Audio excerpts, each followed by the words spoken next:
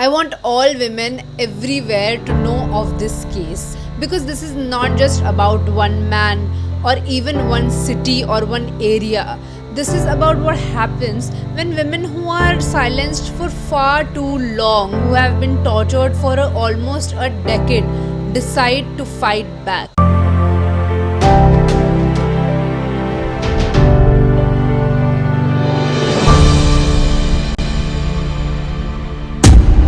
So today I am telling you this story and I want you to imagine that you are there. 13th August 2004, Nagpur District Court, courtroom number 7. There are almost 200 women standing and sitting outside, whispering to each other, their eyes steady, unblinking, waiting for someone.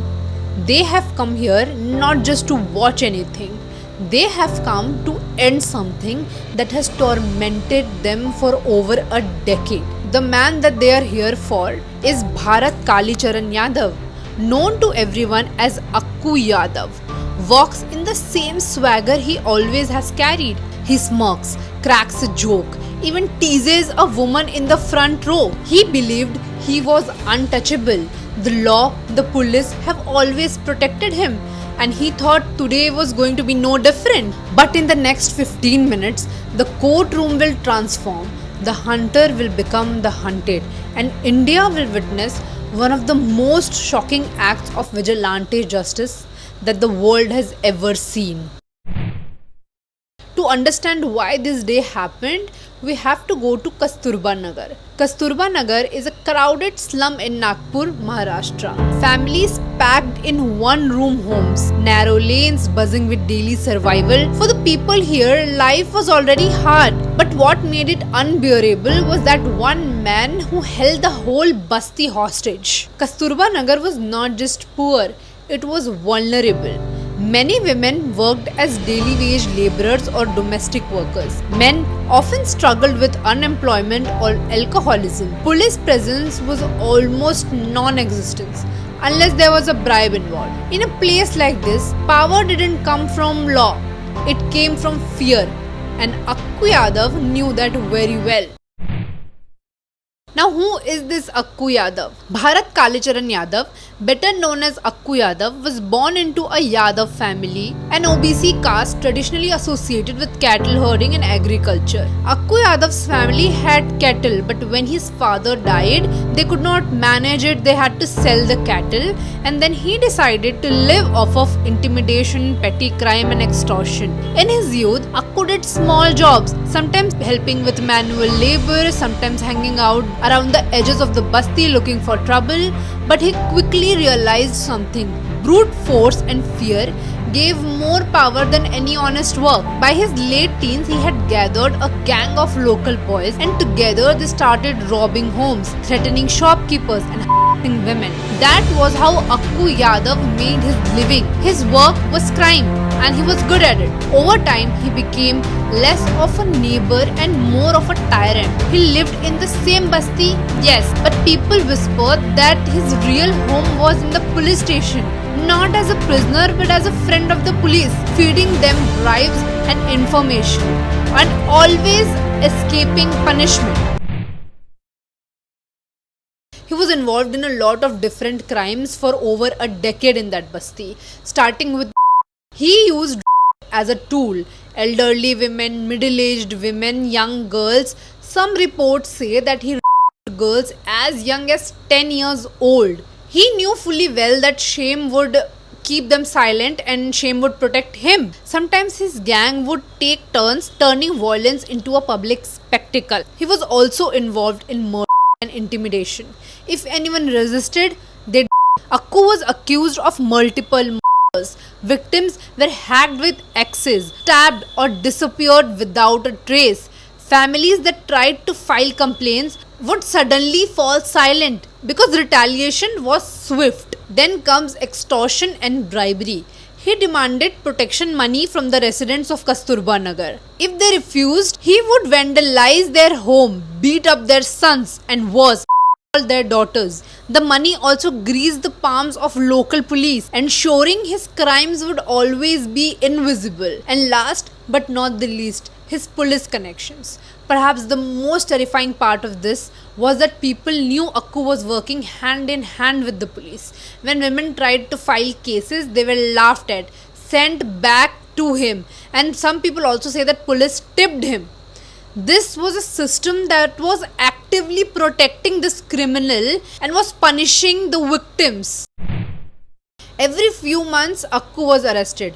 There would be charges, hearings, sometimes even jail time, but then bail. Always bail. Then he would return to Kasturba Nagar. He would walk the lanes, saying, "See, police can't do anything, court can't keep me, I will always be here, I rule this place." For the women of Kasturba Nagar, this was the deepest wound. Not just what he did, but a reminder that no one was coming to save them. By 2004, his power was slipping a bit. People were still very afraid of him, but they were also tired of living like this, living like a hostage in their own homes.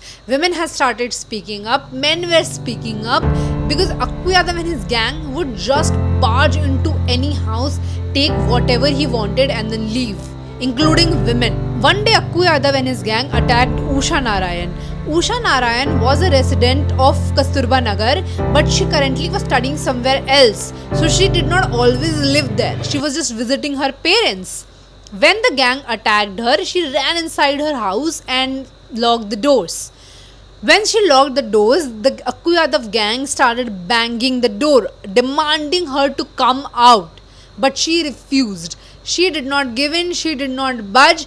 She was the first person who fought back against him. She told him that if he tried anything, she would burn this whole house down. She will die and she will also him. The residents of Kasturba Nagar saw how Usha Narayan fought, and it gave them some hope. They decided now is the time to fight back.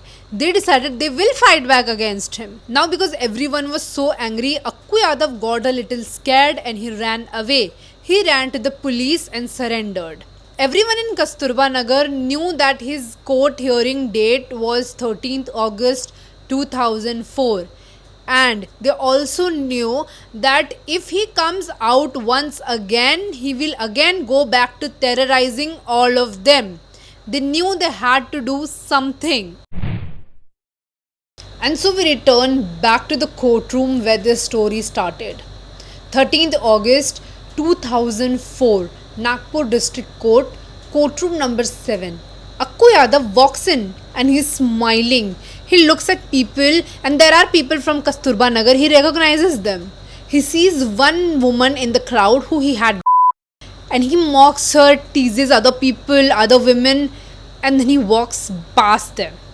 But this time, women do not lower their eyes. This time, they rise together, and with them, knives hidden in their saris, chili powder clutched in their fists, stones ready in their bags. They surround him. What happens next is chaos, screams, blades, red stains spreading on the floor. They stab him again and again. Some reports say 50 times, some say 70. Someone throws chili powder in his eyes. Someone hacks at his genitals. By the time it was over, Akku Yadav was unrecognizable. The man who ruled by fear is by it, in front of the system that once shielded him.